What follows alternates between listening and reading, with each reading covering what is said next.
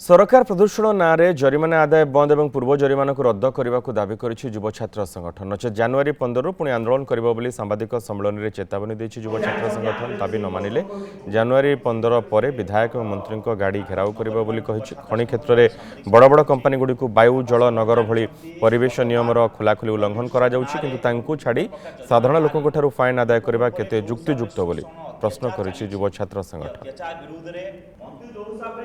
पूर्वर जो जरिमाना सब समस्त पॉल्यूशन ना विभिन्न प्रकार जो फाइन सब पड़ी, ये फाइन जी पड़ी ये फाइन को रद्द करने सहित सरकार जो लोक अत्याचार कर शोषण कर बंद करूँ।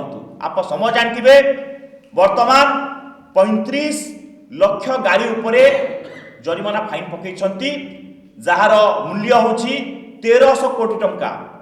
आमे नवनिर्माण युव छात्र संगठन आमे डिमांड करुचु ये 1300 कोटी जो साधारण लोक जो शोषण कर फाइन पकई या रद्द करने सहित फाइन ना जोटे सरकार जोटे साधारण लोक नाली आखि देखा धमकाउं से धमक चमक बंद करूँ।